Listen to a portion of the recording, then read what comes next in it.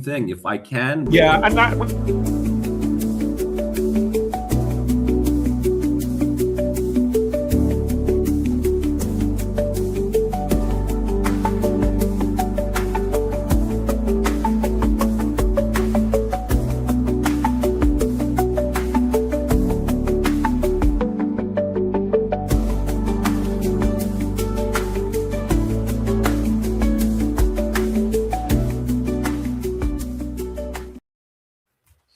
All right, so much for punctual Pyotr, as some of you were joking.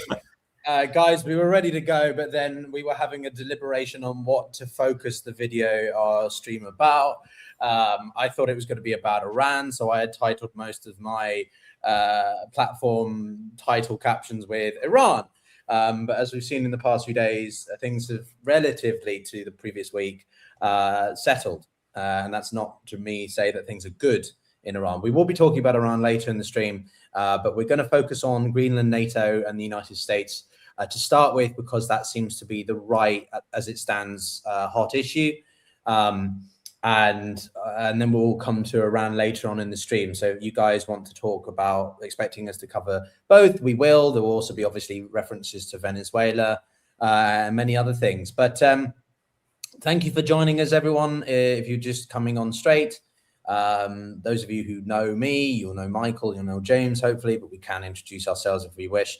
But I think it's probably important that we just get on to the situation, because as it stands, we really could be looking at the fragmentation of NATO over this. I mean, we can each say our pieces and get into a debate, but I don't know which of you guys wants to start or take this away. But I'll jump in on this one.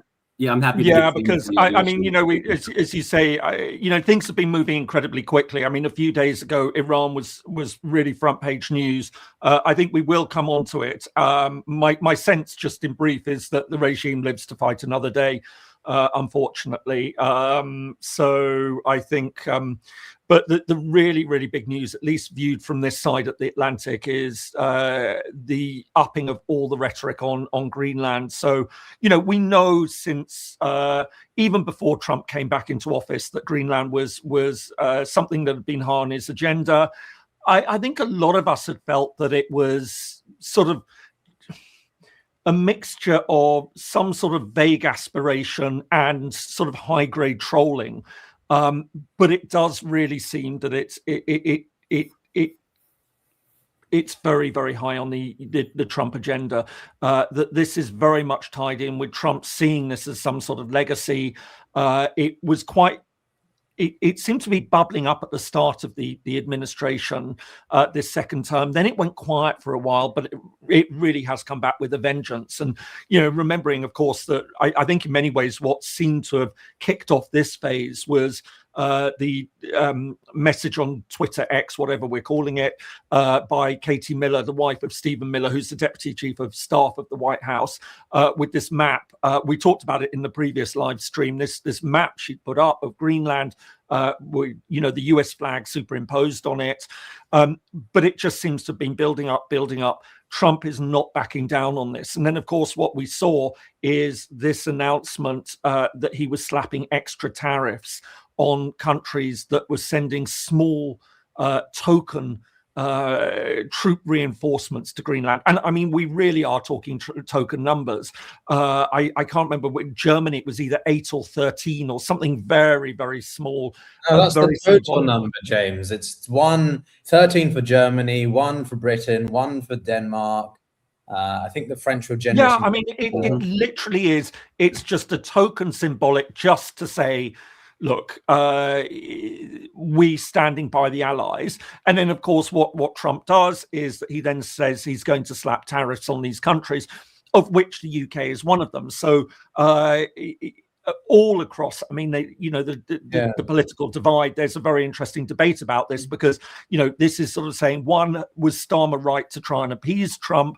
You know, so much for the special relationship. But of course, in Europe, this is really going to force a response, because trying to impose tariffs on a certain number of EU member states was simply standing by another EU member state. And for European countries as a whole, the idea that they're going to be punished because you have the United States, which is threatening to seize and annex the territory of another NATO member, is just remarkable. And I think my sense, and I'll sort of hand over to you guys in just a sec, but I mean, what I would say is that, we've seen for the past year, and I keep coming back to this, that Europe has not really taken on board the magnitude of what is happening. It seems to be, it's been very fragmented. Europe doesn't have a great tradition, as we know, of being terribly united. I mean, you have the European Union, but on foreign policy issues, it's always been a case that, it's not as united as it needs to be. And we've had these sort of moments over the past year where it looks like Europe is finally getting the message that it needs to be far more united. It needs to take security much more seriously, needs to take its defense much more seriously. Then they look like they've won over Trump and everyone breathes a sigh of relief, and then not a lot happens. My sense is we are probably at the moment now where it is finally sinking in that the United States under Donald Trump is no longer a reliable ally. In fact, it's worse than that. It's in fact become an opponent of everything that Europe stands for. And the question now is how can Europe respond to this? What are the effective measures that it can take economically, diplomatically, militarily even, in order to fend this off? But I guess also the other big question is, what is Trump going to do about Greenland? Is he really, can we see him stepping in militarily and doing something? No. Just no.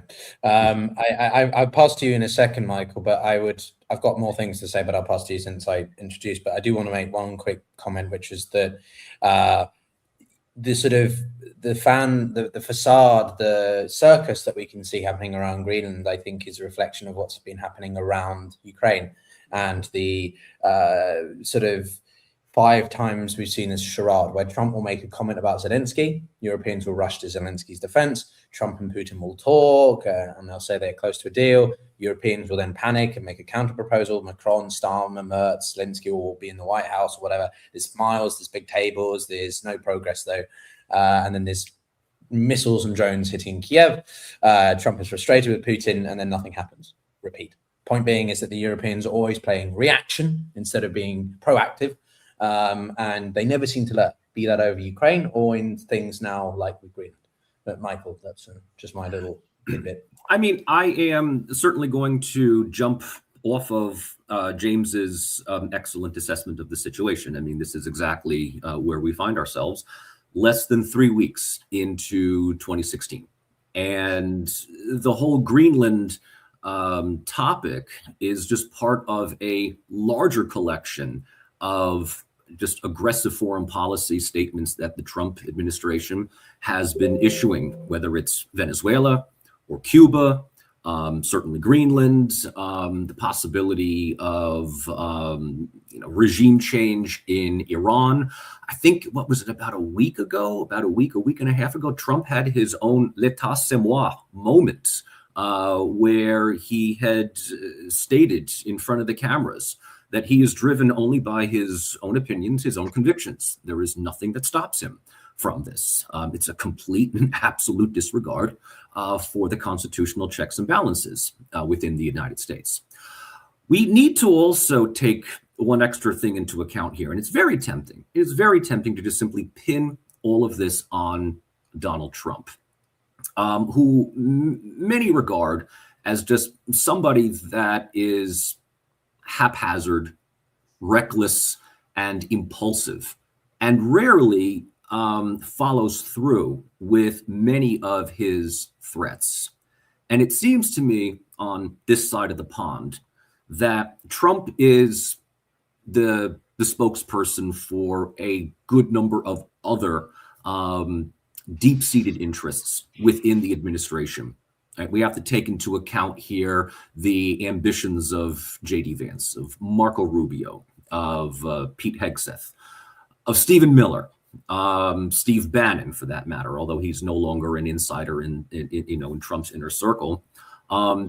and the idea that Trump and John Bolton don't see eye to eye, but John Bolton has always salivated at the prospects of regime change in a number of rogue states, Venezuela, Iran, Cuba being three others. We have to think about whether or not this is just all Trump being the Nero of the day, or whether this is a collection of war hawks that have decided that now is the time to change the reality of the geopolitical world, knowing a couple of things. A, the world is gravitating towards regional hegemonic spheres of influence, Russia's sphere, China's sphere, and the US's sphere, which has laid claim to almost all of the Western Hemisphere. Right, so it's like Monroe Doctrine 2.0, in which Greenland is now seen in the same type of I get as America first dibs on its fates, like we have towards Latin America.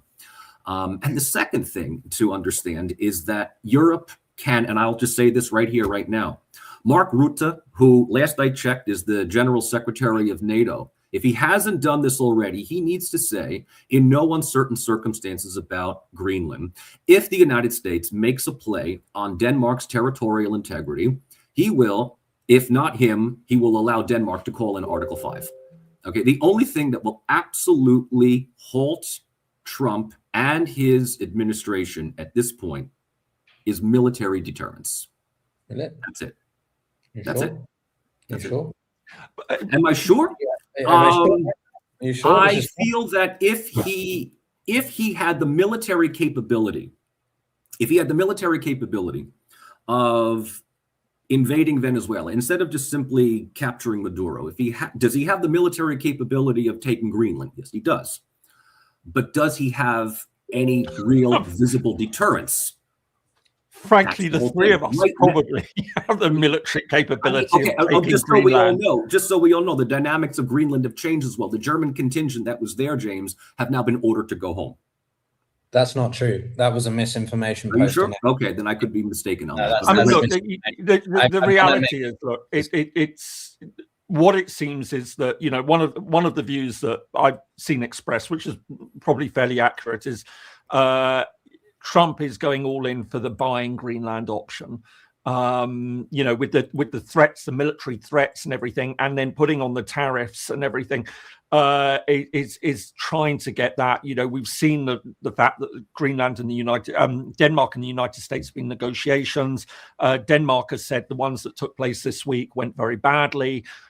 So this just seems part and parcel of that process of just sort of upping the tension in the hope that eventually just Denmark capitulates and says, right, okay, it's yours, or some sort of agreement, face-saving agreement that you have a referendum, but the referendum option is for a free association, independence and free association with the United States. But, it does seem that this is all backfiring, that the Greenlanders themselves would either prefer independence or, given the option, would prefer to remain under Danish sovereignty. And of course, what was interesting, of course, is that Greenland left the European Union as part of Denmark. It should, and it was part of the European Union.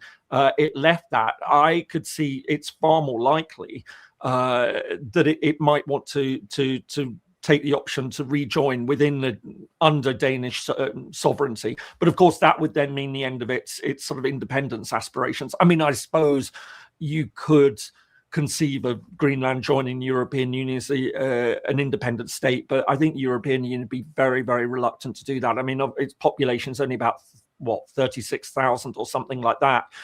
It would make it the smallest EU state by a considerable margin. Malta is currently the smallest member state, and that's sort of I think about 350,000 people.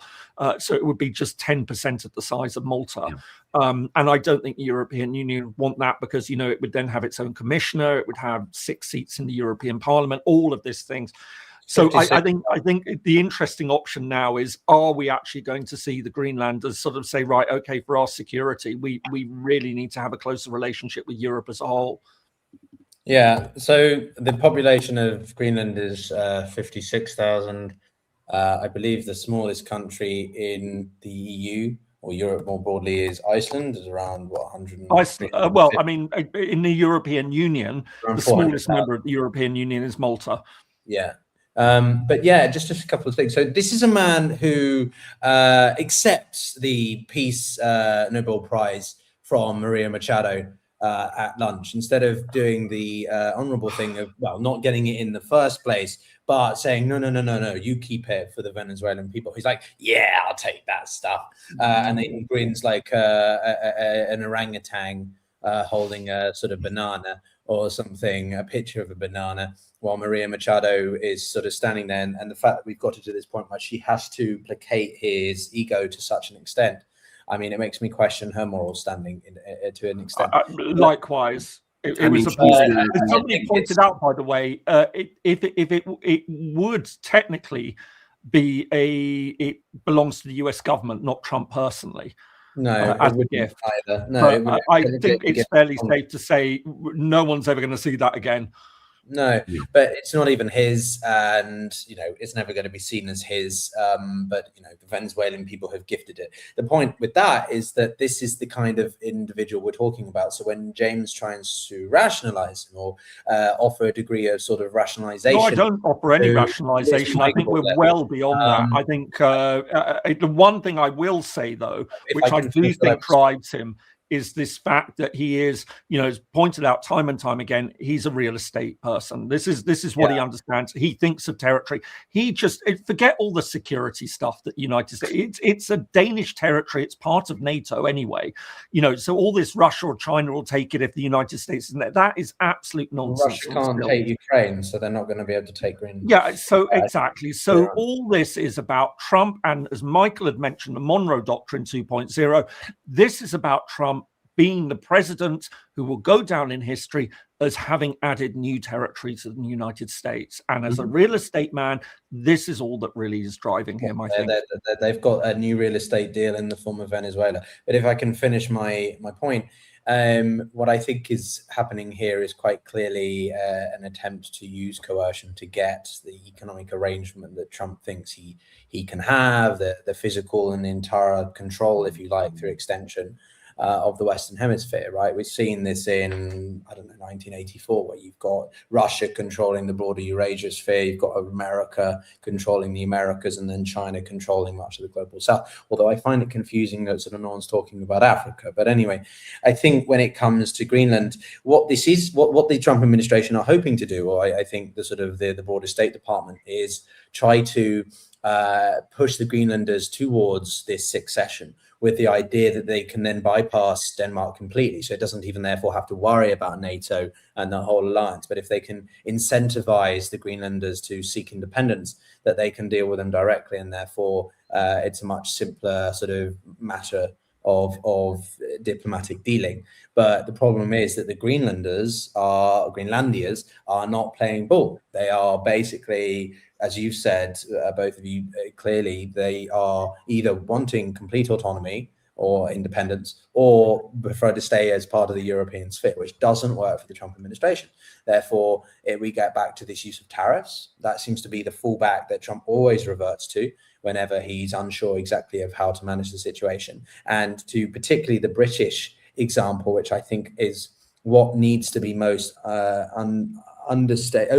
underlined here, is that the British government, particularly under Starmer, have done such a hard job of trying to placate. Unlike Macron, who tries to go toe-to-toe with Trump, Starmer has been so willing to basically allow the US administration to walk all over him. We've now got the situation where the Foreign Office is saying, oh, we're going to negotiate with the Trump, we're going to deal with them over this situation to avert this tariff imposition. They're still using the same rhetoric from even a year ago, where it's like, no, we're going to try and deal with the Trump. No, stop trying to deal with them, Britain, and take them as what they are, which is not a friend. And I hate to say this, fellow Americans who are watching, who are of normal mind and sound. Europe needs to wake up. We said this even before in Venezuela happened, right? I'm a principled pragmatist now, in the sense of like, Europe needs to wake up. We seriously need to stop pretending like it's the same old, holding out for when a more, constructive individual comes back into the White House, and behave not as things we'd like them to be, but as they actually are. Because right now Europe is being stamped on left, right, and center. And this, I think it's an insult actually that we are sending 13 or 50 troops to Greenland. I don't understand. Let's actually send some troops there. The fact that we're still not doing it demonstrates to me that Europe is still not willing to take the step of sticking two fingers up at the Trump administration and making it clear that this has gone far enough. We're still trying to sort of, play a delicate balancing act for the hope of, that the US will return in the future. It's mind-boggling that Europe is not willing. Michael, you probably want to have all sorts to say. I mean, I don't disagree with that. I started out this conversation today by saying the best way to oppose Trump, the best way to resist him, is full-on military deterrence. Sending a token force to Greenland for a couple of days and then withdrawing half of your troops does nothing. I mean, all it does is it shows Rubio, Hegseth, Vance, and Trump that Europe is just putting up some token resistance. And ultimately, what they seem to have decided on shortly after New Year is that they are going to act unilaterally, and the world can react, the world can oppose, but as long as they don't militarily oppose, what are you going to do about it? I mean, this is ultimately what it is. What are you going to do about it? If that isn't the slap in the face that Europe desperately needs to realize that this special relationship is over. And look, I'm the American right here. I'll be the first to tell you, please, please, please do not think that things are going to go back to normal when Trump leaves. Because at the absolute best, that's in 3 years. Just look at what Trump has been able to do in less than 20 days, just in this year alone. The fact that we are now talking about Greenland, of all places, and whether or not he follows through on this is something that he's got 3 years to consider. He does not have to do anything about it. All he has to do is keep this up in the air. And I've said this before on this podcast. I've said it, in other places. I teach a course on conflict resolution at the undergraduate and at the graduate level. And the first thing that I say, day one, the first rule of conflict resolution, the first inconvenient truth, is that reality is dictated by the most insane person in the room. Congratulations, everyone. We all know who that is. And all Trump has to do is just muse about incursion here, regime change there, supporting, protesters in another country over there, like they actually care about human rights, and, calling for them to resist authority while clamping down on, what's happening in Minneapolis and effectively saying, do what you're told and you won't get shot in the face. Is Trump controlling the discourse? He is controlling the communication, and he has successfully managed to divide Europe to the point where some are calling for full-on resistance against Trump, and others, as you just rightly pointed out, saying, well, let's talk to him. The minute that you decide to talk to him is the minute that he wins the debate, because he now controls the reality. And so even if he had no plans whatsoever to militarily take over Greenland, if he just simply plays Europe's bluff and Europe decides to make some concessions just for the sake of maintaining Denmark's territorial integrity or something like that, right? He wins, right? He wins. And I honestly don't know how many people outside of his inner circle really believe that if America doesn't take over Greenland, China or Russia are going to. I don't even think he believes that. But again, I am just absolutely amazed at just the bold-faced falsifications that are coming out of the White House regarding Greenland, Iran, Venezuela, Minneapolis, other places. They have no qualms whatsoever about openly lying and yet still remaining in control of the conversation. But Michael, I mean, to what extent? I mean, we have to consider. I think we would see a very, very different reaction if it weren't for Ukraine.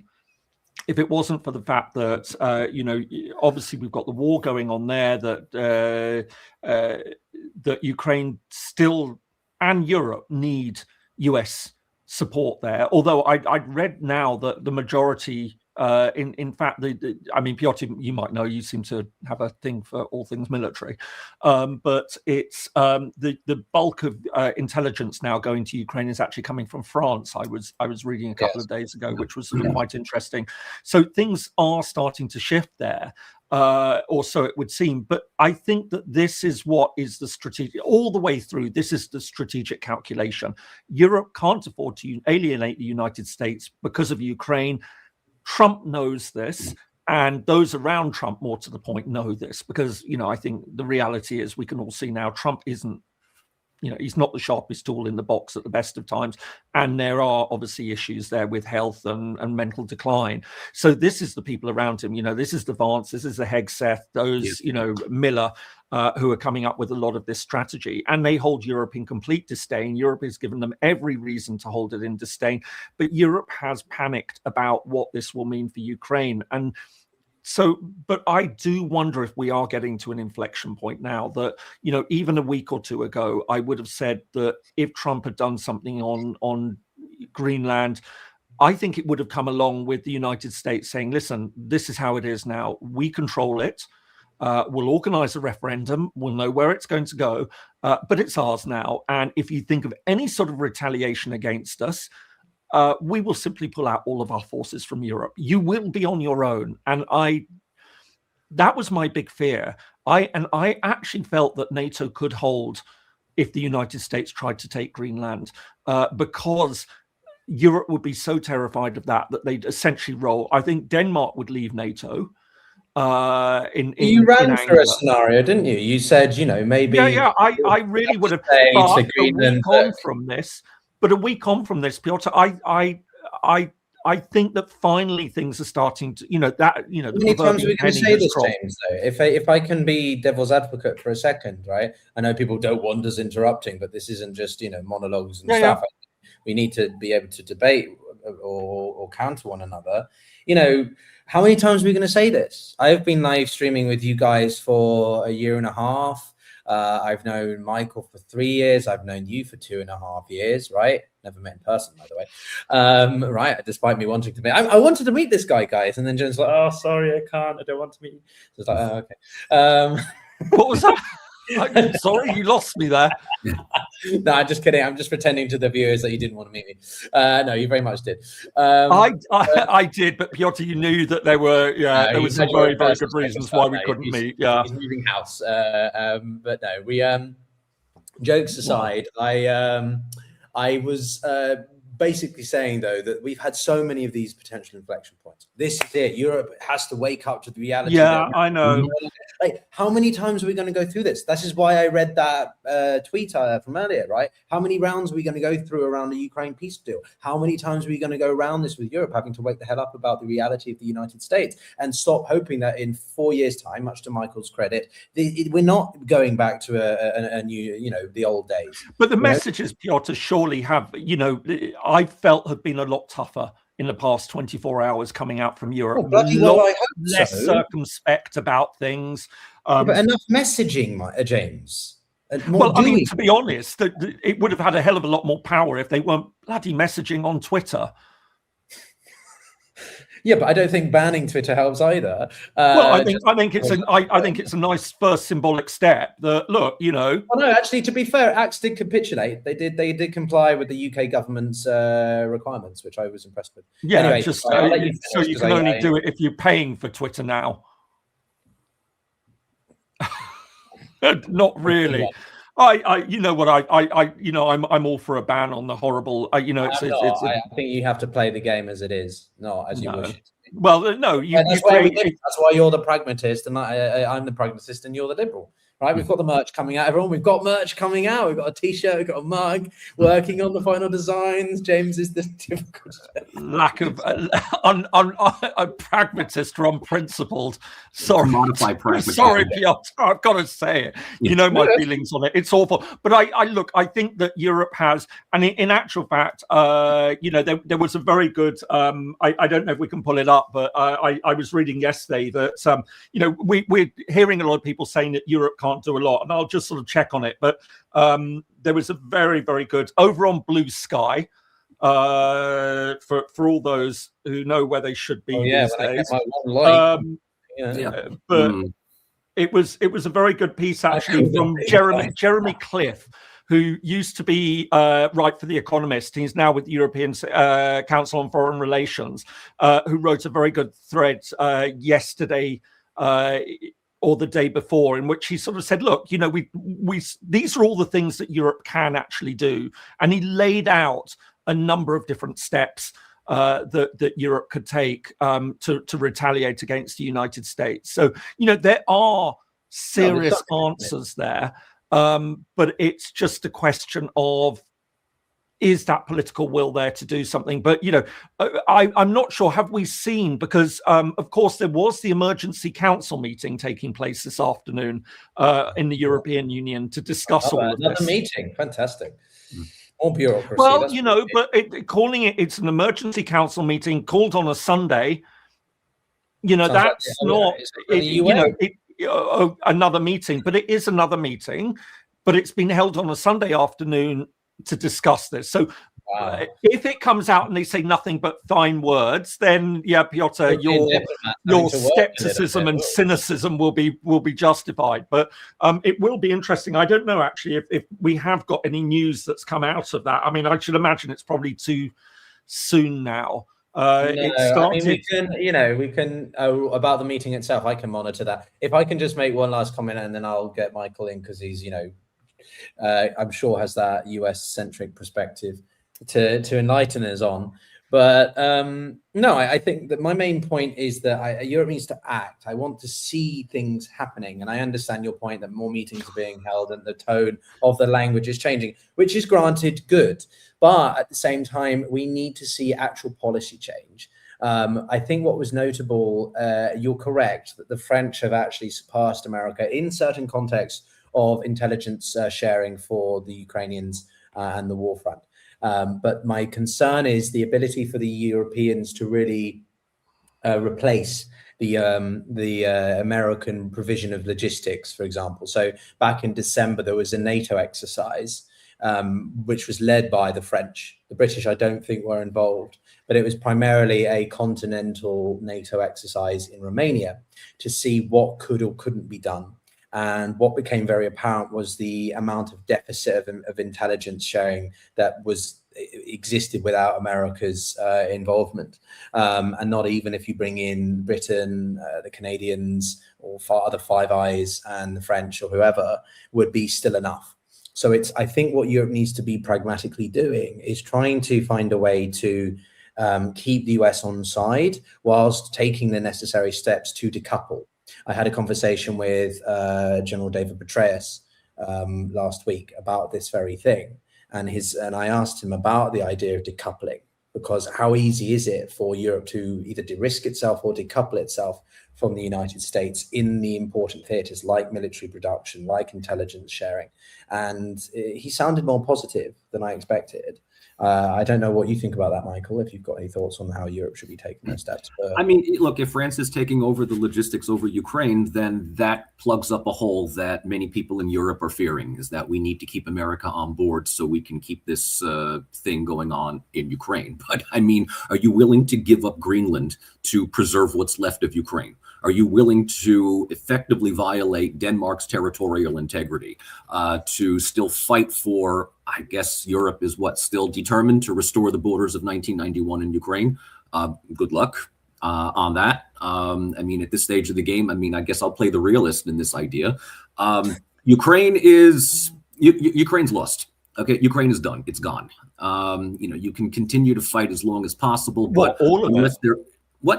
Russia is not losing this war and Ukraine is not winning. Okay, that's a statement of fact. Okay, Russia is not losing, Ukraine is not winning. They are not regaining territory. Putin is basically still taking town after town in eastern and southern Ukraine. They have all but cut the power and all of the energy. I think there's like 3 energy grids that are still functioning in Ukraine. And Ukraine has no longer. It's no longer front page news. Everyone is talking about Venezuela, the possible color revolution in Iran, and what is going to happen with Greenland. Ukraine is desperately trying to remain a relevant hashtag at this stage of the game. And if NATO is willing to do nothing, if Trump makes a move towards Greenland, then, I mean, the whole reason for NATO's existence comes absolutely into question then, because if they can't even defend one of their own members while fighting a proxy war to prop up another country that they have said is not going to get into NATO anytime soon, then I really question whatever leadership exists within Europe to counter the reckless realpolitik of the United States. As I said before, the first thing that needs, I don't even know why there needs to be an emergency session. All that needs to happen is Rutte needs to say unequivocally, you make a move towards Greenland, we invoke Article 5. Okay. Well, apparently, so Mark Rutte spoke with POTUS regarding the security situation in Greenland and the Arctic. We will continue working on this, and I look forward to seeing him in Davos later this week. Fantastic! You once again stoked his ego. Kicking the can down the road. In control of the. You've given absolutely. And for all the maggots, the idea that Trump would be going along to Davos, which. I seriously, long ago, although it's gone a bit quiet recently, but I did go through a period where I immediately knew that the second anyone mentioned World Economic Forum in any of their sort of comments online, that it was just simply not worth taking their comments seriously at that point. Just you're a conspiracy theorist and you believe in the globalist World Economic Forum. Yeah, exactly. So the second anyone said WEF, it just meant, right, okay, you're not a serious person to be... Yeah, to be talking to. But it is amusing, isn't it? That, of course, Trump is going along to Davos. So, and he'll be treated like royalty over there. Yeah, stroking his... Well, yeah, I think so. I would like to think that this is the moment, sort of, he starts getting a bit shunned, but... I think, personally, to me... this essence of kicking the can down the road, I hate this analogy, but it's so popular amongst policy circles in Washington and Whitehall and all the popular areas that we, the amount of times I'd hear it in a consultation or a lecture at a sort of CSIS or Brookings Institute. Well, it's a case of just kicking the can down the road when it comes to resolving Iran or Ukraine or anything like this. And it's this problem, which is that sort of, it's always the case in Europe, let's hand it over to the next person. That being said, something that I did sort of want to weave into the conversation a little bit was a very interesting article. I believe it was it was in the Financial Times. It was an op-ed I was reading last night on the plane. And it was basically discussing the idea that when we talk about Europe, one of the biggest European skeptics has always come from the right? The Marine Le Pens, the alternative right, or the far right, the hard right. What seems to be changing, though, is that actually, and the reason I wanted to bring this in is because we had a couple of questions. This one summed it up. Could we potentially see a greater federalization of Europe, right? Towards I saw that comment. Very interesting.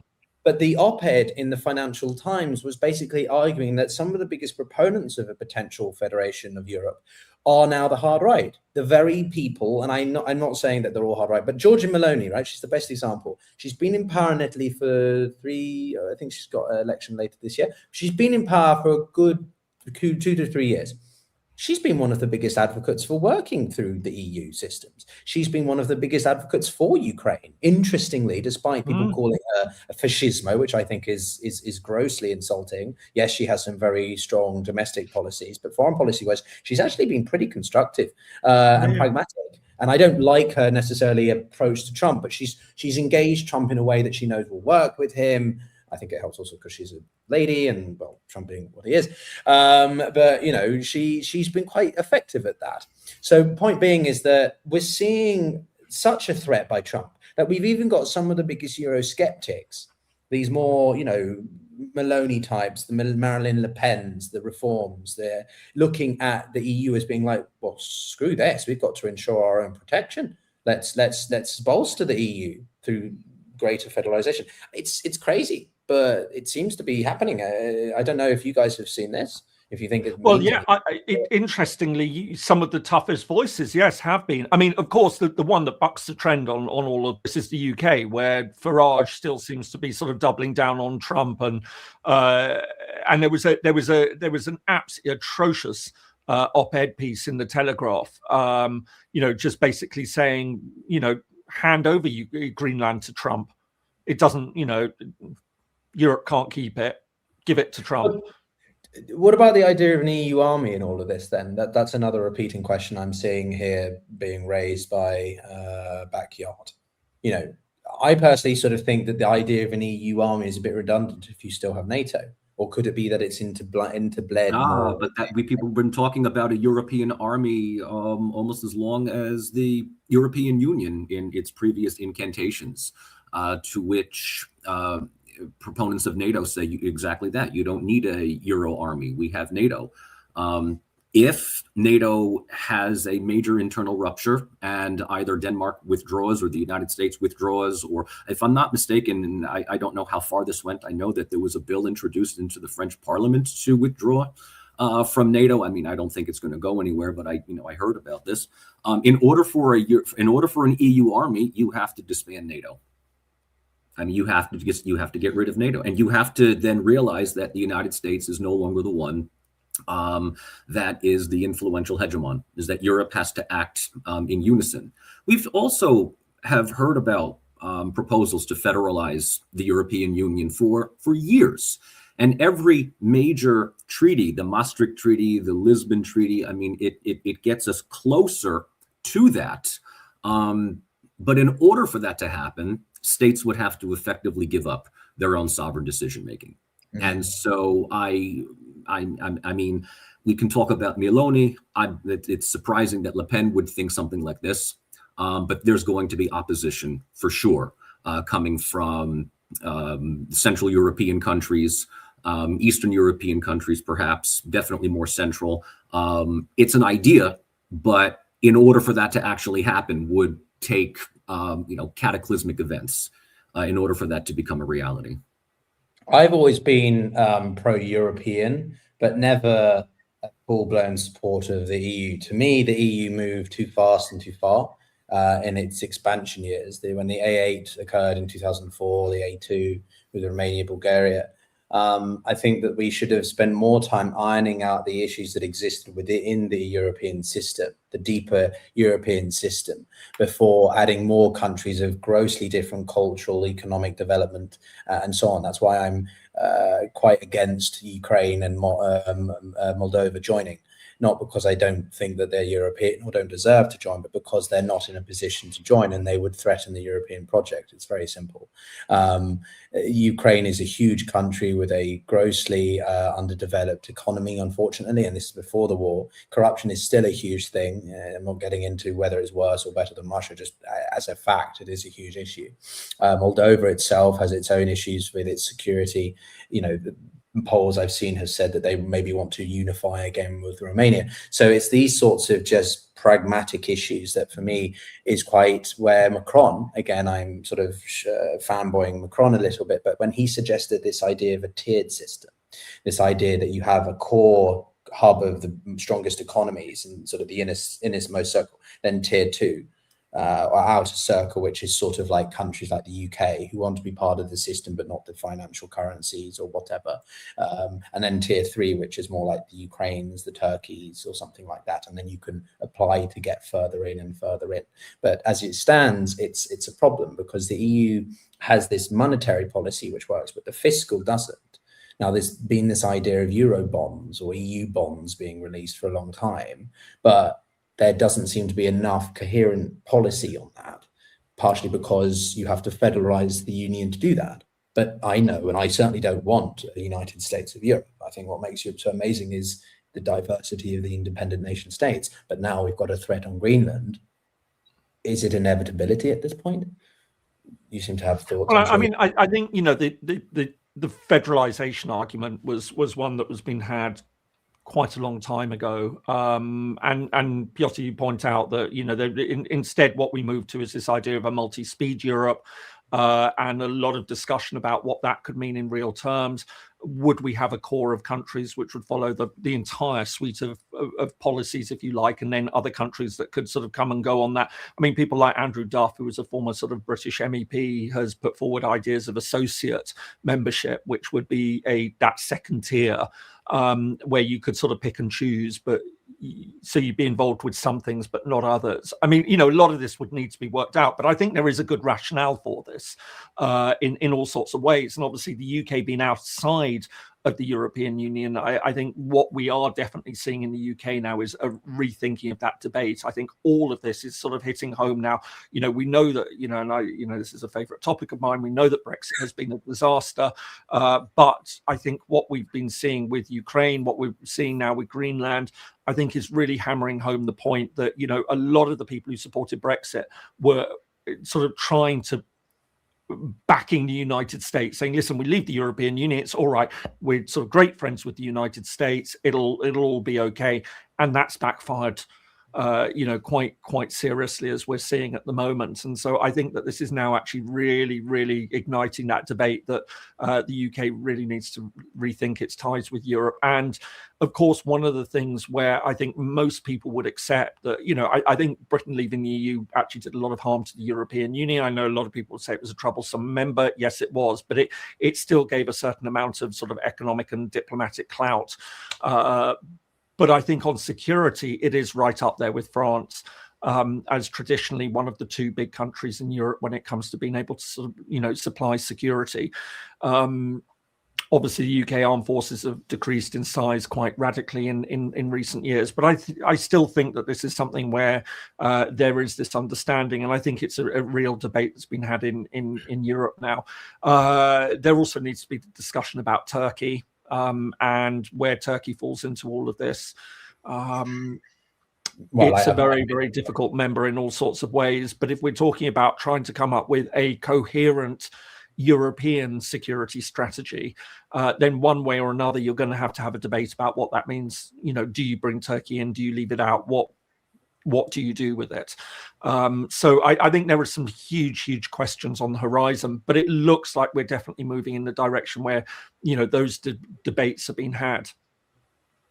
Yeah, I mean, well, Mike, if you've got any other, I could whittle on about this all day. So, I mean, I'm still wondering, so what's the end point here? I mean, we can wax ideas about what Europe needs to do or what Europe should do, but we also need to come to reality about what they absolutely most likely will do. Yes, exactly. And that is, I mean, unless I am very wrong. Down the road.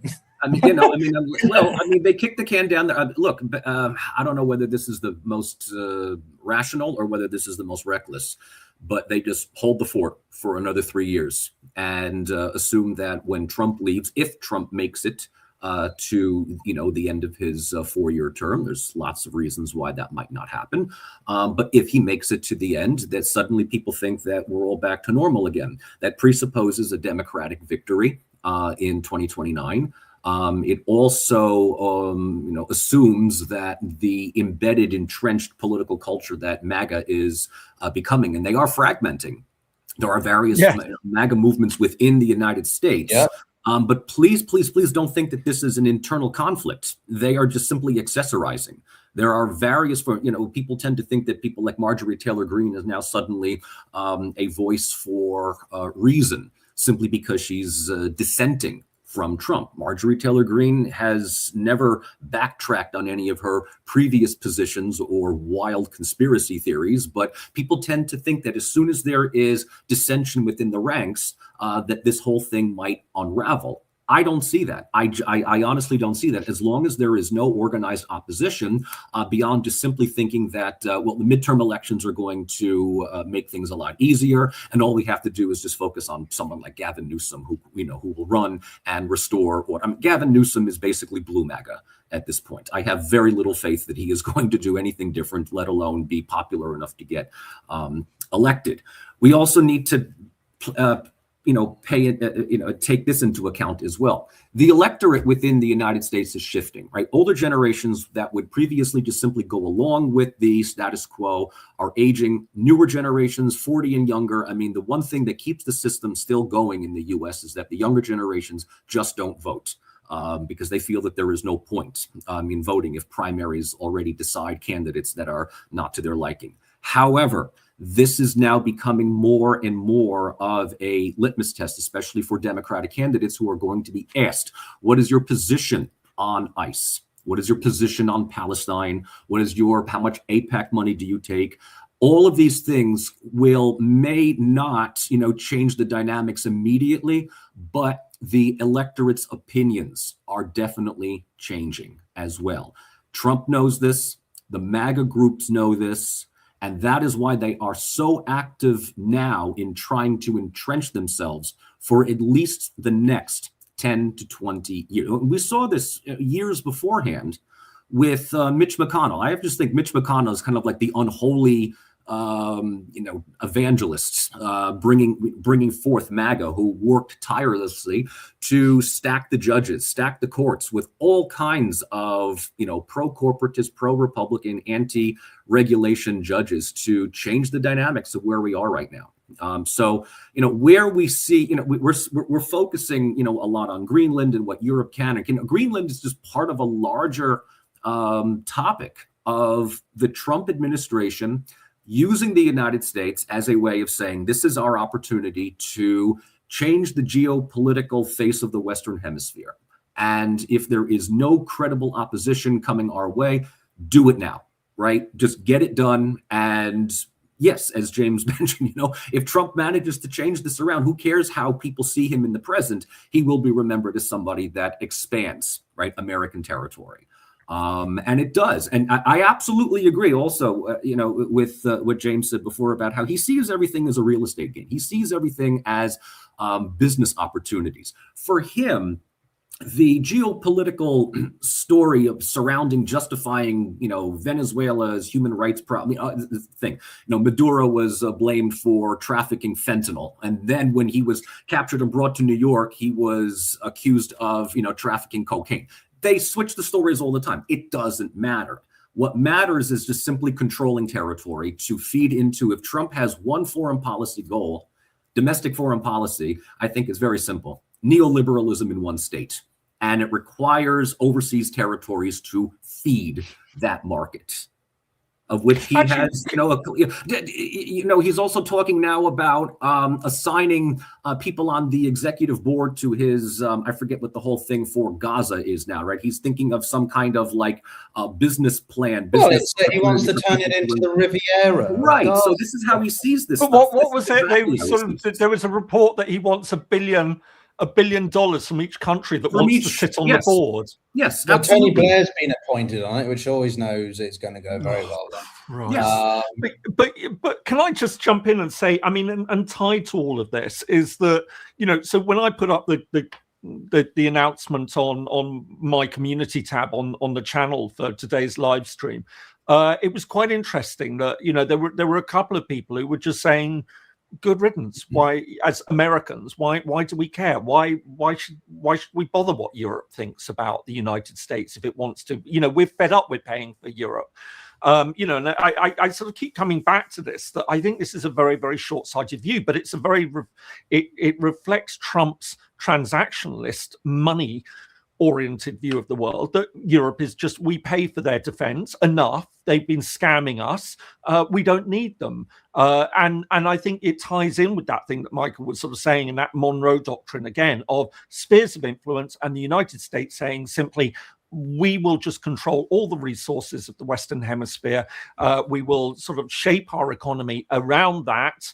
I think there's a lot of people in the United States who think that Europe is a dying continent anyway. It's unimportant. It's not the big thing. Asia's the big thing, but that's going to be China. So, and Africa I think a lot of people just sort of misunderestimate the value of Africa. I think, Africa has a lot of potential in it, but I think to the fact that Trump's never been to Africa, there's absolutely no interest at all. We've seen that the devastating cuts in aid to Africa. It just simply isn't on the horizon for the Trump administration, apart from maybe a few spots where there are, some potential minerals. But essentially, I think what we're seeing is Trump just simply remaking the US economy and thinking, you know what, we'll just focus on the Western Hemisphere and be, the rest of the world be damned. Well, that's sort of what I was talking about, the 84 analogy, because you have the different blocks. We are firmly, I think, in a return to regionalism. I had this conversation with Martin Wolf of the FT in December, where we were talking about a rejection of globalization in its entirety, although you can argue whether or not globalization ever fully existed, because most countries have often traded usually with their closest partners, but just geography is that important. But the point being here is that you see these three great powers. I know people are going to be like, well, Russia's not a great one, but let's go with this theory that it's up there. Just I know you guys look, just make your peace with it, okay? Is Russia Well, China America? I personally think you have to treat Russia. Okay. You have to take Russia seriously. Seriously, Michael, I'm not buying the theory that Russia is a great power. I mean, its economy is nothing. You can't ignore it. I think I hate to break it to you. It's holding its own. You know what? It didn't collapse the way that I stayed relatively quiet on the whole Ukraine commentary from Michael because I was not entirely sure what to make of that. But no, I think it's important. Well, I think we should pivot to Iran for the last half an hour. But I would close with my little tidbit, which is simply that we know what Europe should do. It's quite clear that Europe needs to be taking the necessary steps to be hoping for the best, but planning for the worst. It's not that complicated. We need to be de-risking ourselves from American industry. Parts of Germany are doing this with the production of defense equipment. Britain is doing this in its own ways. But the problem is Europe needs to be consistent in what it says and what it does. Because at the moment we have a double standard here where Europe is saying, we said it when we had our mammoth stream after Venezuela, where Europe is unwilling to directly call out the actions of the US over Venezuela, but at the same time still try to placate them and be like, well, we hope that the transition of Venezuela will be free and fair and everything. And it's like, no, guys, they've literally just annexed the country, kidnapped or seized the head of state, as much as a bastard he was.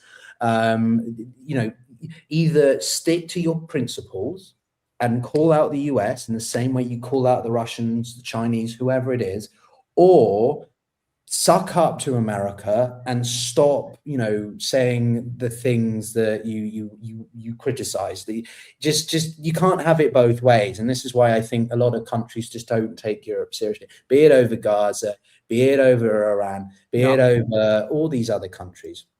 We shouldn't be seriously having any sort of conversation about Russia as a great power. It's not. It's not. The reality is, as Pyotr has just said, not a great power. The reason that we would have this. To break it to you, if Russia's a regional power, it is not. Is it a world power? No, it is not a world power. Is it a regional power? Reality dictates. All right, I think that the point that Pyotr was making is spot on. That the reality is that Europe should be there. We should be talking about Europe as a power, and a power that can present a very different model. As you know, that this is something I passionately believe in, a different model of the great power politics of the 21st century, but it can't get its act together. So, as I said, Europe has the capacity to leverage smart power. We have that ability if we get our ducks in a row.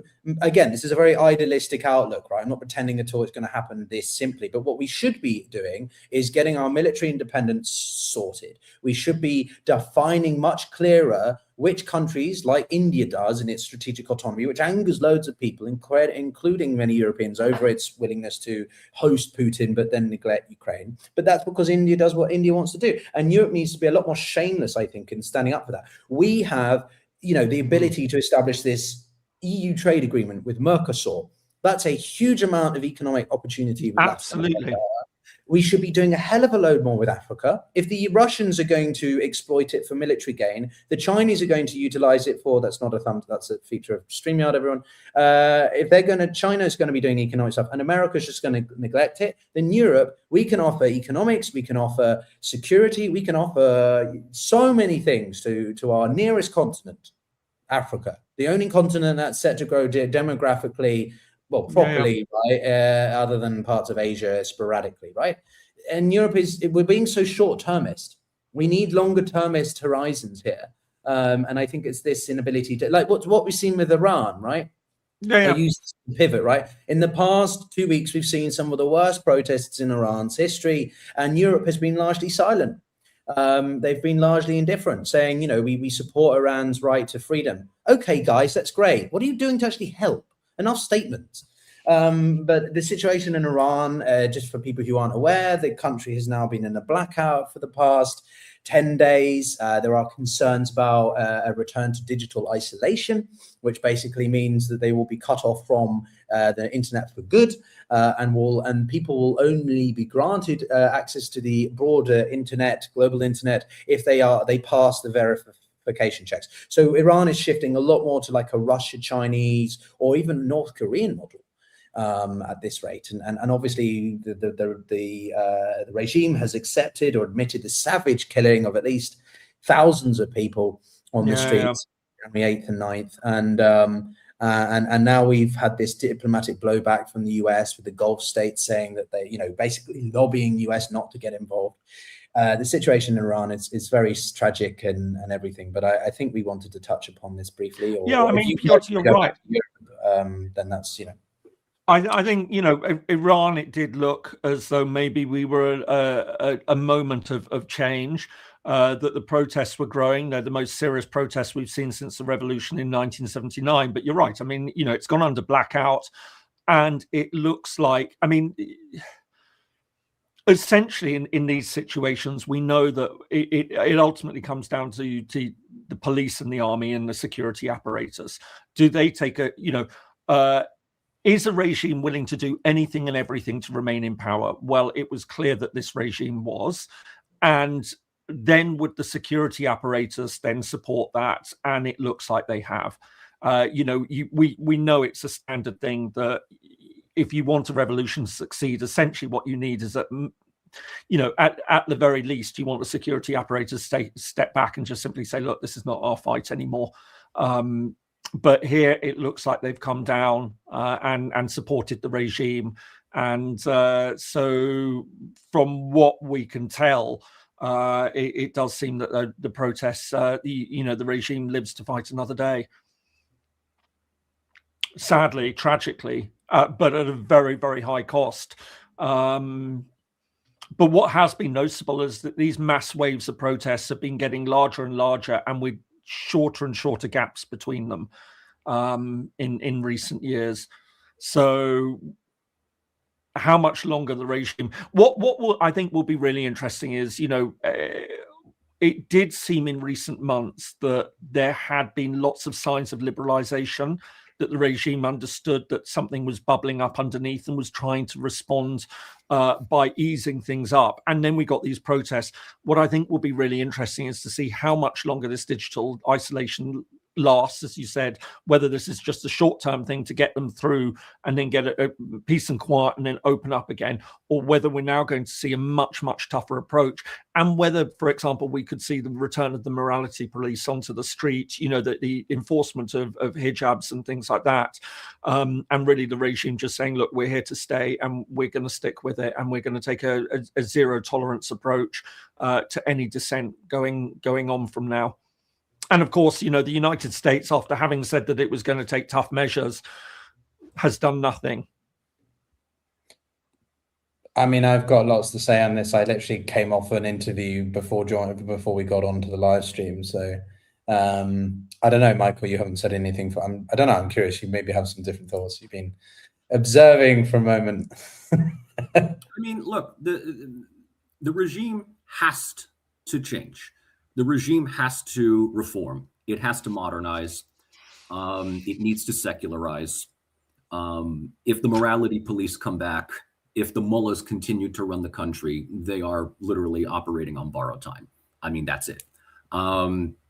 The only thing that might have saved the government is that the United States and Israel came down so much in favor of the protests that this was seen as the protesters were supported by outside elements. And whether or not you want to go down that rabbit hole about whether these were CIA or Mossad orchestrated protests, the fact remains clear. The government is not popular. The government is not popular. But just because the government isn't popular, just because it still is holding on to power in whatever way possible, does that give other countries the right to topple the government?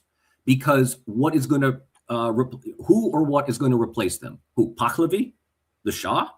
I mean, I hate to break it to you, we went down this road before, folks. I mean, this is a horrible reboot of the 1950s. If there were credible opposition within the country, that might be one thing. And again, all that it takes is for a push by Trump to try to, remove the government by force, by military means. And suddenly the country plunges into chaos. Libya, Iraq, Syria, we don't need this. We really, really, really don't need this. If the government lives to fight another day, which, yes, it does seem like the protesters are subsiding. I don't know. Things could happen again. The government could also do something incredibly stupid to rile everybody up again. So I'm not saying that it's over just yet. But it was a couple of days ago where I went to bed thinking that I would wake up the next morning hearing Trump had launched strikes. It looks like, the airspace was clear. And I wake up the next day and suddenly Trump decides I'm not going to do that. And, him saying that, well, I decided my own. No, he didn't decide on his own. I think people told him, hold off on this right now, because this is something that once you start, you don't have the resources to continue investing in. We spent time on this program before talking about how big Iran is, territory-wise, military-wise. You would need boots on the ground in order to achieve that goal. Just like we talked about with Venezuela, you would need physical boots on the ground to change the government. You can't just simply get rid of, the Ayatollah or the, Maduro and expect everything else to fall into place. And so I guess in that sense, the government got a lifeline, but they absolutely, positively must change if they want to survive. I think there's a couple of things here I would say to this. So the guest I had was a gentleman called Trita Parsi. He works for the Kinsey Institute, and I think he said a couple of things that mirrored what you said there, Michael, which is that, at the end of the day, the ability to see this through was never going to happen, in the sense of the US getting involved, the US intervening, although I was pretty clear it was never going to be a large scale operation. It was going to be limited airstrikes on certain infrastructure. But ultimately, what does that lead to? That leads to a negative fallout, potential risk of regional conflict again, which is why the Gulf states were very concerned by it. But also, the Islamic Republic just takes it out on the Iranian people. So ultimately, it does nothing to actually topple the regime. It only angers them even more. And even the prospect of this has led to these developments now anyway. And as far as I can tell, this is a regime that its back is up against the wall as much as it has ever been. In June, when they launched those airstrikes against Qatar, right, the massive airbase of the Americans, I think it's like 30,000 troops, right? They literally told the US a few hours before, we're going to hit this site at this time, get your people out. That was about as clear of diplomatic signaling and illustration. We don't actually want to escalate and have a war with you, but we are going to strike back because, you've hit ours and our nuclear facilities and stuff. So in this case, they're not going to do that, because they learned, I'm talking from the Islamic Republic's perspective, they learned very quickly that the Israelis and the Americans were itching or maybe the Israelis particularly itching to continue this. And why wouldn't they? From their perspective, this is the golden opportunity to deal a decisive blow to the biggest systemic threat, at least for the Israelis, in their entire history. So now we have a regime which is even more hardline than it was already, a regime that is even more on the back foot because they have no air defense systems. The economy is shot. The people are more and more willing to take these risks. So now, as I say, all I care about in this instance is most of all is the Iranian people. And the situation is dire for them now. They have no water. The economy, 1.4 million rial to the dollar. And as you say, what does this lead to? An entrenched conflict where the US gets bogged down in a quagmire, because this would never be an absolute resolve operation. You're not, the literal geography of Iran does not dictate that you can jump into Tehran, pull out Khamenei, and you're done. This is a long, drawn-out conflict which would cost thousands of American lives. No one has the appetite for that. And so this limited operation leads to what? Limited outcomes, of which no is not favorable to anyone. So I don't know where we go from here. Iran is more peripheral, it's more sidelined. Who are the main actors in the region now? The Saudis, the Turks, the Qataris with American backing. The power dynamics in the Middle East seem to be changing incredibly quickly. And all because Israel is really, and this is where I am pretty critical of Israel, are with Benjamin Netanyahu's maneuvering and the ultra-nationalist government, all with the desire to seek dominance or eradicate any threat that they perceive to be against Israel's interests, even to the point where America's like, we're not sure how much we can get involved. I don't know what happens now, to be honest with you. I think it's really worrying. Mm-hmm. I don't know.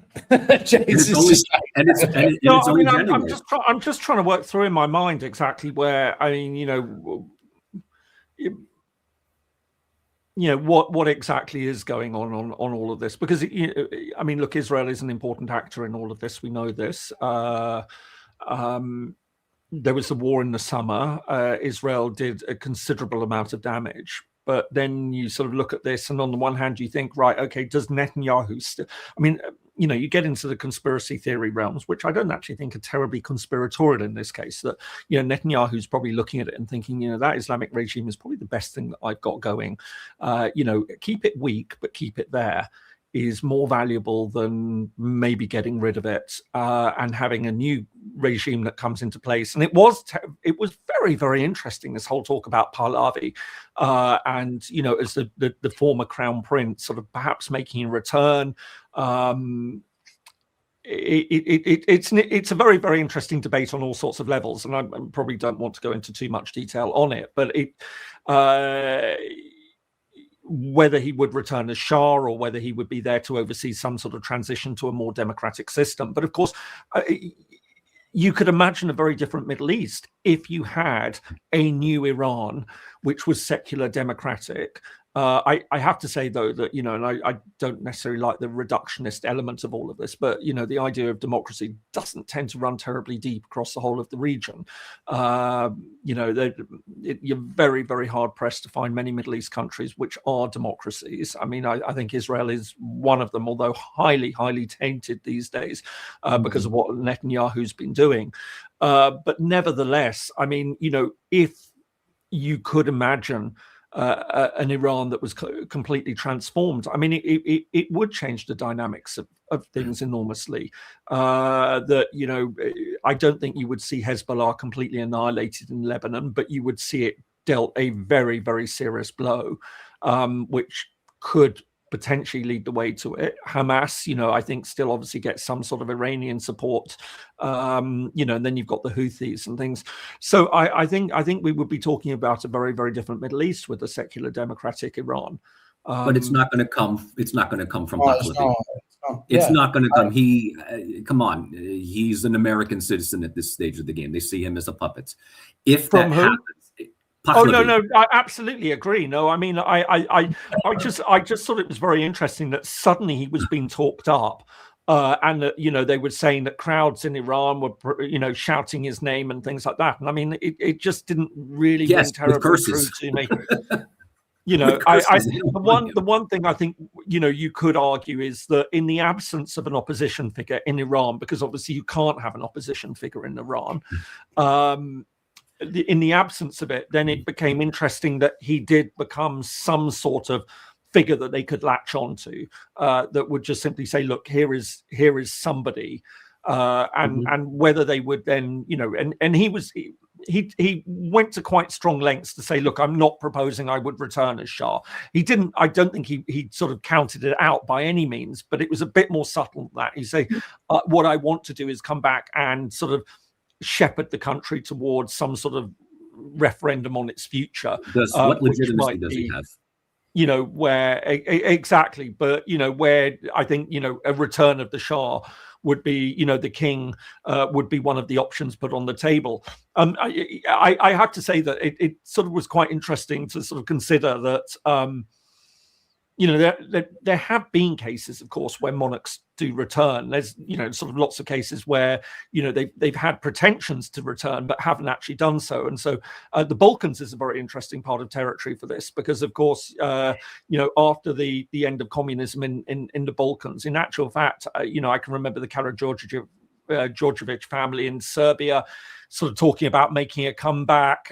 In Albania, you had the wonderfully named King Zog, his son, Leka, who a towering figure, wanted to make a return. But the interesting one was Bulgaria, where in actual fact that probably presented the best model, where their former king Simeon, who'd been forced to abdicate at a very young age when the country fell to the USSR effectively, he actually returned and became prime minister.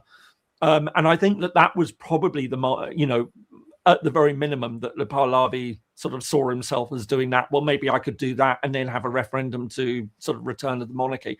But I think anyway, all of this debate has been pushed to one side. From the looks of it, as I say, I think. Well, it's not. I think it's a moot point at this point, because the protests were very different. They were hugely driven by economic considerations, not just social, as in the case of 2022 and Mahsa Amini's killings and that of the morality police. You had communities of people across the country which were not involved in protests in the past, people from the middle classes, merchants, people who don't want to jeopardize their businesses and get involved with often, which can be more fringe protests, right? The ones with the loudest voices, the ones with the strongest opinions have the loudest voices, right? So there was that difference, I think, in these protests. But now in the reality where the Reza Pahlavi is a nice guy. I had the opportunity to ask him a question once in Washington a few years ago, but I think he does not represent the full monarchy. Monarchists are a small fragment of Iran. A lot of Iranians are largely indifferent. They just want a better system. That doesn't necessarily mean a return to monarchy. And I think if Reza Pahlavi was ever going to sort of come back, it was going to be as a sort of transitional figure towards whatever Iran could be, more secular, federal or something.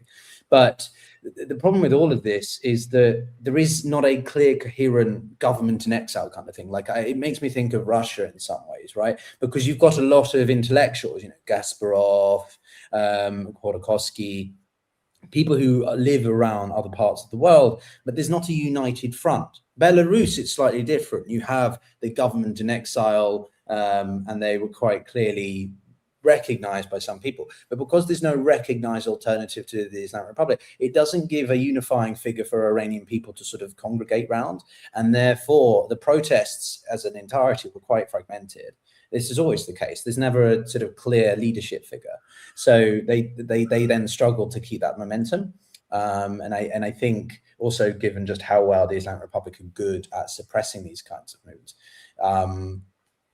it doesn't. I mean, Artesh, the military, was involved in these ones for the first time, but the first time in actually trying to protect the regime, not support the people.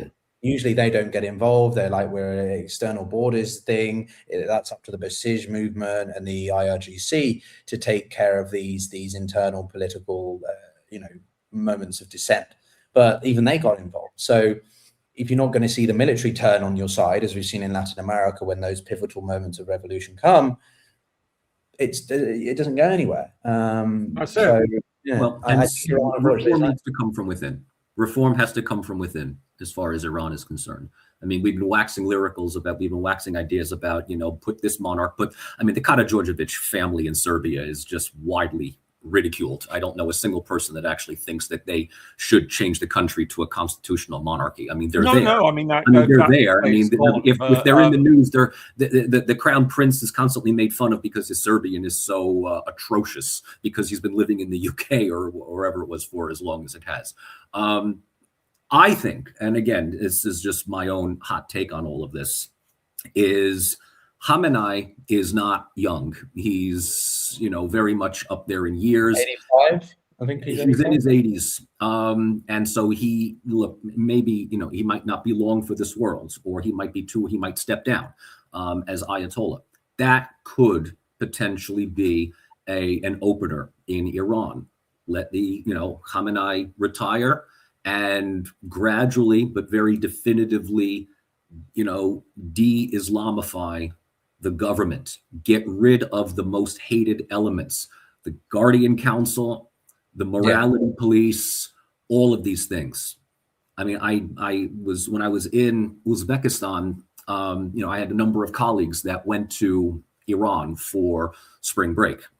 And what they told me was, outside of, the major religious cities like Isfahan and Qom, people are absolutely secular. Women are in northern Iran. They're not even wearing their headscarves. They're just in absolute defiance against the state, basically telling them, come on, force me to, veil up again and we'll protest in the streets. So this is a government that is absolutely, and if they're smart enough about this, they absolutely need to take this moment to reform.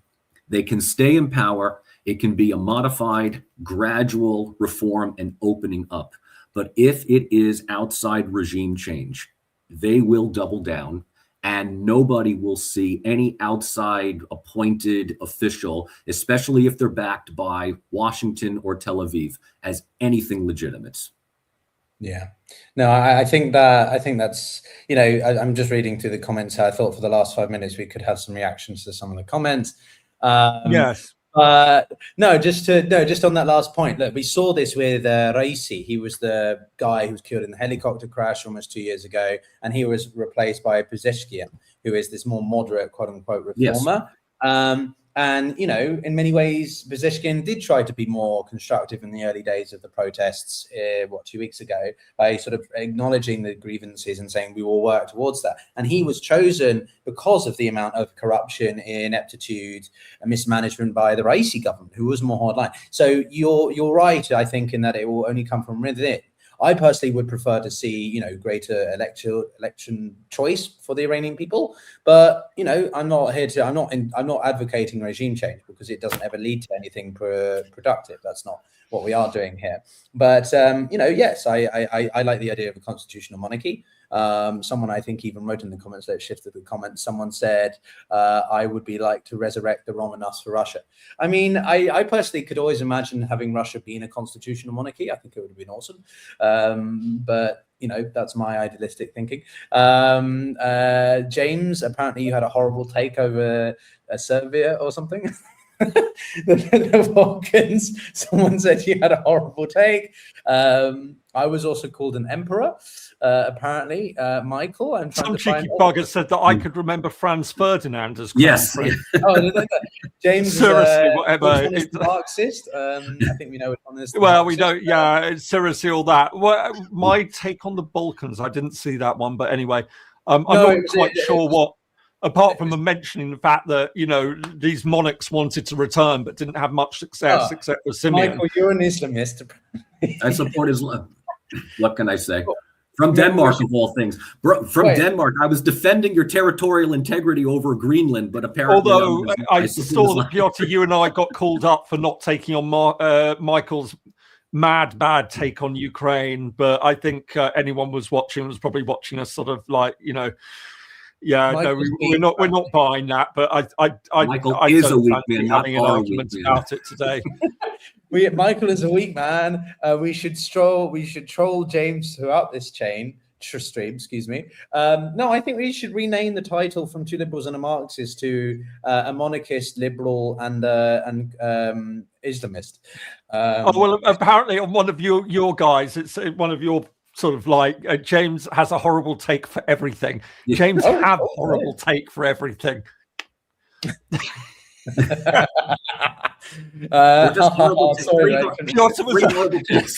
that one of your stock? James, horrible take for everything. No, that's one of Michael's. Yeah. Is it? It's not on yours as mine. All right, it's one of Michael. Michael, no, you owe that chappy. Maybe we could rename this 3 horrible takes. There we go. Yeah, 3 horrible. Horrible takes. The Marxist is just for clarity, everyone. So the Two Liberals and a Marxist joke that I made in my stream post was it was a comment from one of the earliest days when someone said that James and I are kind of liberal, classic liberals, and what was it you said, Michael? You were saying something, I guess, again about communism or Soviet times, and someone just called you a communist. So we sort of. I don't remember, but I think it was something about how. But there was somebody in the comment section that said, here I am listening to 2 liberals and a Marxist. That was it, wasn't it? It was somebody that sort of rather stuck. I noticed you didn't push back on it. I own, that I'm a liberal to my very core in sort of traditional sense. Sort of liberal internationalist. I'm a pragmatist. I'm more of a pragmatist than I think you are, James. Piotr, I think we've worked out. No, you're unprincipled. I'm the doomer in all of this. That's the reason. Principlist, liberal, and the opposite of the unprincipled is the naive. I'm the naive liberal internationalist. The Europhile, the one who believes that Europe can do it. This time, Europe is going to do it. Absolutely. Europe's going to do it this time. We're going to do it. That's right. I promise this time or the next, or maybe the next time, but one of these days we'll do it.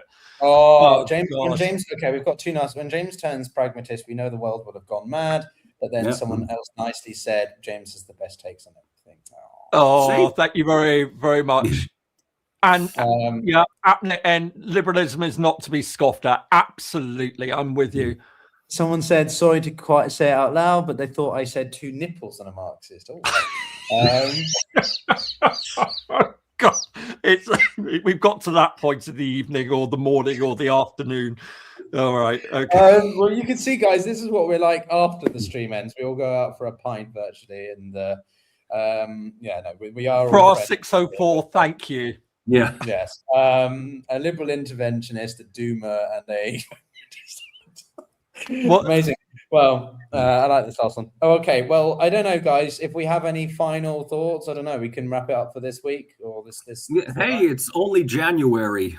Who knows what's going to happen in the next coming weeks. Half a month to go.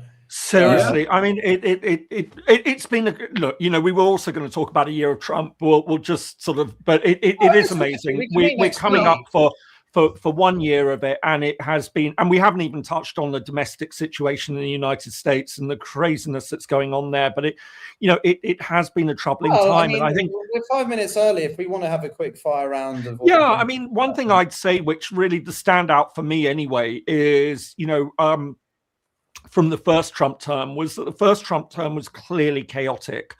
And there was very little by way of a thread of thinking.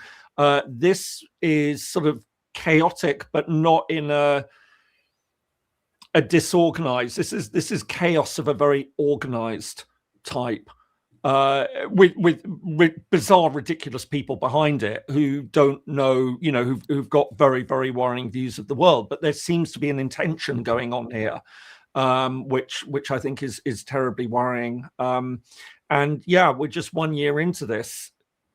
What more can we see? And I know there's a lot of thought, well, maybe Trump won't see it to the end of the term. And I think that, to my mind, the really big question in all of this is going to be, what happens if we do wake up tomorrow and it's a President Vance? But why would Trump not make it to the end of his term? I don't understand. There's talk about, there's talk about his health deteriorating. Yeah, illness. He's not well. Well, it's always there. I mean, even what was it? Robert Kennedy said he didn't even know how Trump was still alive given his diet. But when I haven't, considering everything happening foreign policy wise, when has there been in the news big considerations about Trump's health? It's no different to when it was. It's everywhere. Yeah, it's there. They see it's constantly been talked about that are we now starting to see real problems emerging with his health? He's rambling more and more. He can't keep focused on things. And he's soon to turn 80, and apparently his diet is absolutely shockingly bad. Well, I guess given all the news on foreign policy and just relative to how bad Biden was visibly, I just haven't seen as much description of it. Maybe the media is suppressing it for sense of doing it. They're doing it. We've had a history of presidents that were in serious mental decline that the media covered up. So this is not the first thing that's out there. Reagan was certainly not doing well in the last few years of his second term. Woodrow Wilson suffered a debilitating stroke, shortly after the end of the First World War. So, look, he might not make it. He could make it all the way to the end. He could be in the midterms. We could see a changeover in Congress, and considering what's been happening, just within, Minneapolis is just the main headlines that are happening right now. The militarization of ICE, turning it into what many people see as his own private military force here. I am genuinely worried about the next few years, and it is not contingent on Trump. I honestly feel that many of the people pulling the strings behind him are the ones that are standing closest to him. The Rubios, the Vances, the Hegseths, the Millers, they see Trump as the dancing monkey, the entertainer. And they are positioning themselves to effectively entrench the MAGA movement for the foreseeable future. Absolutely. But I don't think that should come as a big revelation, Michael. I think it's pretty clear that Trump is the face of MAGA. When he was younger, he obviously has created this cult of personality. And so the system now has to play around that. But to him, quite clearly, the national security strategy was written by the likes of the Vances, the people who are thinking about post-Trump MAGA, right? The same as we're thinking about post-Putin Russia, post-Trump MAGA. And I think you've got two main camps now. We've got the isolationists, the idiots who thought that Trump was truly isolationist, the Marjorie Taylor Greene types in one camp. And then we've got the Trump interventionists, the Vances, the much more aggressive ones. But then we have the third element, which I think is interesting here, which is Rubio in the past couple of weeks has really taken a much more strong mantle, not just because it was about Venezuela, but I think you could see a scenario where him versus Vance run, because I think absolutely, that's no question that's the big battle, isn't it? But I think Rubio can. There's a meme I shared on Twitter of a dam, and the dam is Rubio, and he's holding all the extra shit from MAGA is basically what it shows. So I think that Rubio, if he plays his cards right, could appeal enough to the more traditionalist Republicans, the more moderate Republicans. On the other side, though, with the Democrats, right, what do you have? Who leads the Democrats right now? No one. The only person I can think of having any potential stance in 2028 is what? Gavin Newsom? What? Kamala Harris gets dug up again and shoved in front of people? What about Hillary Clinton? Who are the leaders in the Democrats? There's been a major internal struggle within the Democratic Party for years. An emerging left-wing progressive movement that the establishment does not want. And the Democratic Party leadership does one thing very, very well. They emphasize that they are the party of order and they are the party of the elites. And that is what they do. And so, Hillary she's past her time. I think Kamala does not have the appeal. They are talking about Gavin Newsom. I don't see him being nationally appealing, but no, I don't see anybody right now, especially when the party leadership is, as I said, doing everything possible, everything in its power to prevent the more left-wing progressive movement from going beyond just a few key cities. Well, some people have mentioned. I think also you've got the other problem. We've got, sorry, if I can just bring in names here, we've got AOC, people are saying. The other one is, of course, Thomas Massey, who's being the head of this sort of anti-war faction of the Republicans. Massey's going to run against Vance and Rubio? I mean, I'm unfortunately, I don't see it, but the person who always impresses me the most for just sheer eloquence and being on top of policy is Pete Buttigieg. I knew you were going to say Buttigieg. Oh my God! But the reality is, no. But seriously, no. I'm not saying that he's in with a chance. And there's all sorts of reasons. I don't. Frankly, Michael, with your history, I in the United States, I don't think the US is going to elect a woman or a gay man. But that's just the reality. Unfortunately, I think. But push aside whatever preconceptions you have, but just listen to him talk about policy issues, and he is by far the most eloquent and absolutely detailed person in US politics. It's seriously impressive to hear him talking, but I don't think he's got, but that would be the person, if you said to me, serious player, somebody who could reintroduce an element of having a president that people could look to who actually takes an interest in policy and really engages on things. And, he would be the standout figure in my mind. James, I'll give you this. Europe will stand up to Trump before Buttigieg gets elected.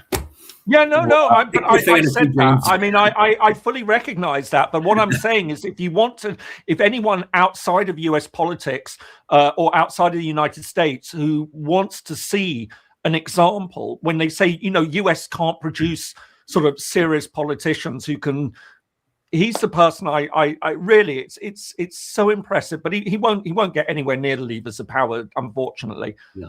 Pete's not doing a good enough job of pushing himself in front of it. I completely forgot he existed, to be honest. Well, I mean, it's a bit difficult because he doesn't hold any official position. And I think this is the great failing with the US system, is because of the way it's structured, that it comes down to running for presidency. You don't have the party leader system that you have in most democracies, where it's run from parliament. The executive is chosen from parliament, so people actually have time to get to know the leader of the opposition, and you have that very clear figurehead that people then, that doesn't happen in the United States. So it's really difficult when you're out, you're several years out from the next presidential election. There isn't a single figure. It's lots of figures fighting to try and, jockey for some sort of media attention, running into the, start of primary season. And it's a really big problem in the US system. Well, that's why I think it's so problematic, because that he doesn't stick himself more in there. If he doesn't hold a position of political office, why doesn't he be a much more vocal, independent commentator right now? Keep himself relevant, right? That's what Trump was doing when he was out. Well, he does, but it's, he's not a governor, he's not a senator, or member of Congress to be able to do it in quite the same way. So it's trickier.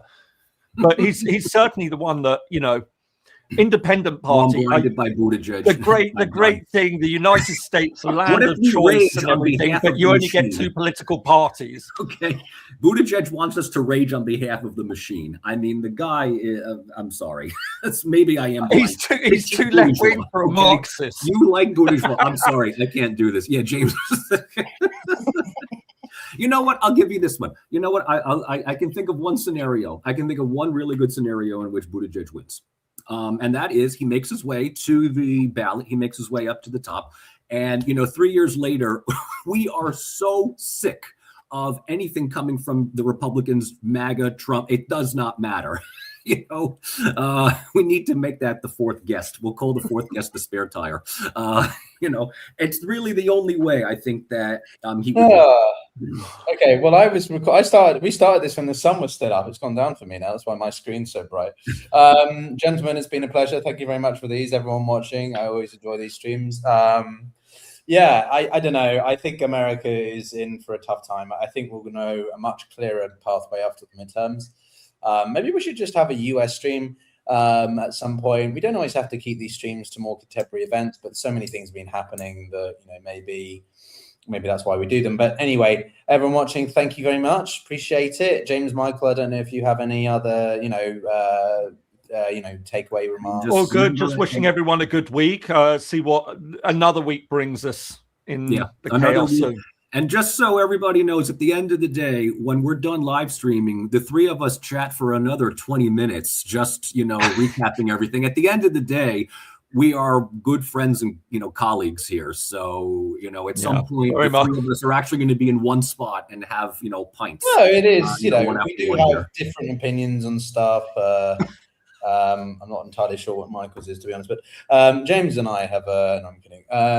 We do this, because we enjoy it, and in the time, Michael. Actually, I would actually just say quickly to everyone, Michael is, making a change to his channel. He's going to be doing more of his own commentary. I watched his update, and I would encourage you to, go out there and check out what he has to say more, because he used to only do it for transcriptions or transcribing the direct translations of Russian elites, and I think it's good that you're joining me and James in doing more of your own personal commentary, because I think going back to basics, back to what I was doing beforehand. You got to remember, my full-time gig is university professor, so this stuff takes, unfortunately, a back seat. I'd like to do a little bit more to it, but yes, there is some changes coming to the channel as well. Yeah, absolutely. Unless there is like a major, unless there's like a major event that some of my viewers are like, "Are you not translating anymore?" If there's a big thing that's coming up, yes, I absolutely will provide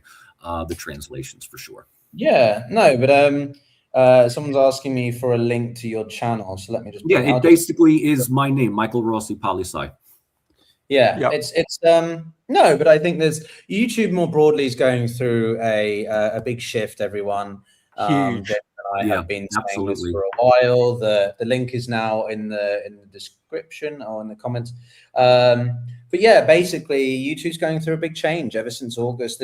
You have to understand that a lot of channels are facing a lot of challenges from AI. I myself just got through a bit of a legal battle because someone was trying to take my interviews, dub them and make it that I was the fake channel because the original content was actually in a different language. So there's a lot of risks to creators or professionals, whatever you want to call it, when we do these things, and streams are a fun way for us to, I think, sort of get through it in real time and talk and stuff. So, do support everyone you can, not necessarily through money. I'm just saying, just be supportive and understand that there's a lot of things that go on behind the scenes.